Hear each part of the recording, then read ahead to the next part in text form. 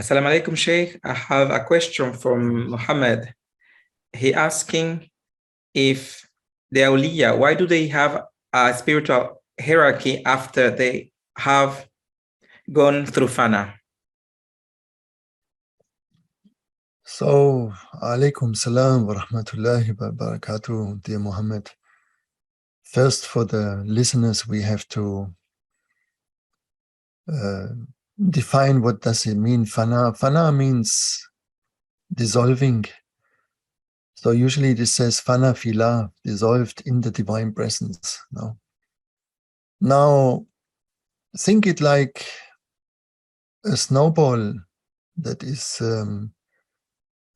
thrown into the water, into the warm water. Then if the snowball is for a certain time in this warm water, it will not immediately disappear. And the same thing is when you meet the divine presence. That doesn't mean that everything immediately is melted away from your ego structure. But what happens is that you are now in contact. You are in contact with the consciousness that the divine is always there. And let's say the rough ego structure, the 51% has reached. That means you are 51% in the other side. The ego doesn't dominate you any longer. But it doesn't mean it is not there. So we said it many times. First is the process of involution. You return somehow home, and you can return home through your own knowledge that you have brought with you and that you have been given. And then there is evolution. And for this, you need a guide. You need somebody who knows that field you want to travel with. So when somebody reaches this state, Fana Fila, that doesn't mean he doesn't need a guide any longer. It's the opposite. He needs somebody. And the divine is infinite. There is levels and levels and levels and levels.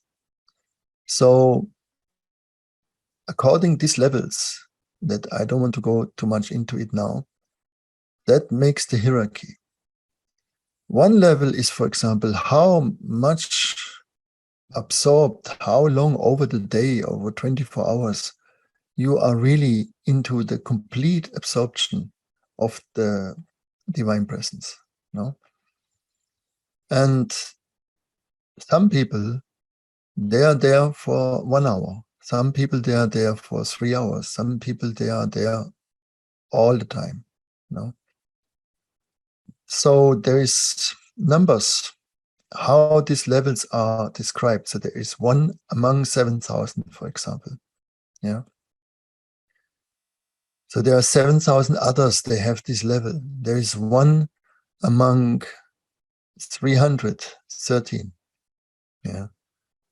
Then you are one among those 313. Then there is one among 40. You are one among those 40s. Then there is one among 9. So you are among that 9. There is one among 5. So you're one among 5. And that makes the hierarchy. So there is a group, no? And you enter into this group. It is like you train something, you train sport, you train an instrument.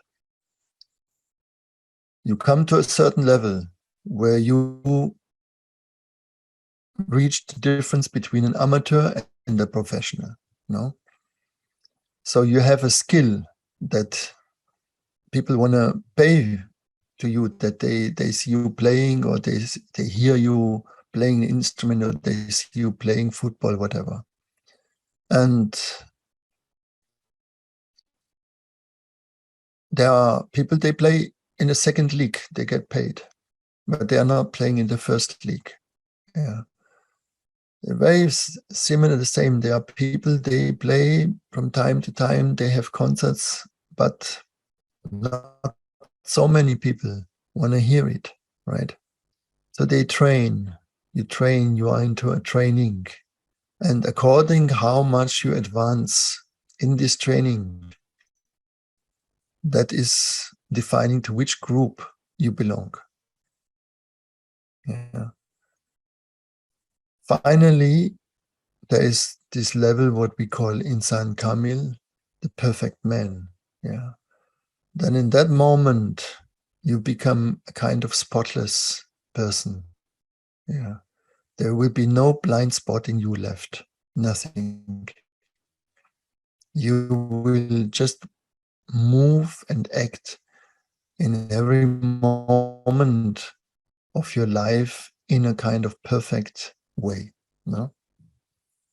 That is the state of Insan Kamil. And then the other thing is the amount of knowledge that will be bestowed on you. That is also different for every soul. Some, they will receive an incredible amount of knowledge, some less, because every soul can carry what they can carry, and it is also already written in the Quran. Yeah. And no one is given more than they can carry. So the same is also with saints. Not everyone can carry the same. There are saints, but that doesn't mean they can all carry the same, right? And one is in the Godhead position, what Maulana used to say, the divine headquarter. He's the house, he is the king of kings. He carries everything, what can be carried at that moment for a human soul on earth. He carries that. And that would be the first, no? He would be the first, would be the master of the masters. Yes. So I hope somehow it makes it clearer to you. Yeah. And there is another thing, and this is why it's so difficult to talk about those things, because there is a mental understanding and there is a understanding that comes through experience. So there is realms of consciousness, there is realms of perception that they are far away from the realms of this world, of this dimension. And it is difficult to describe those things to others. It's like, if let's say you can see only black and white, it will be very difficult or impossible to describe colors to that person, right?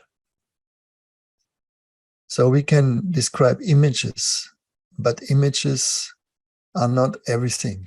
They cannot hold all. Therefore, this is just a kind of mental issue, and it doesn't really correspond with your reality, isn't it? Understanding that there is a hierarchy or not is not really important, right? But as on earth, as it is in heaven, so on earth we have hierarchy as well. No? There are people in power, there are people with more fame, there are people more important on certain positions. No? The same way happens in the spiritual world, right?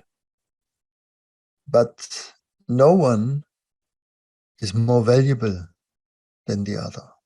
So in our value as a human being, we are all equal. Yeah. But in the point of our spiritual journey, every single soul is different. All right. Good. Wishing you the best. Thank you very much for the question. Assalamu alaikum wa rahmatullahi wa barakatuh.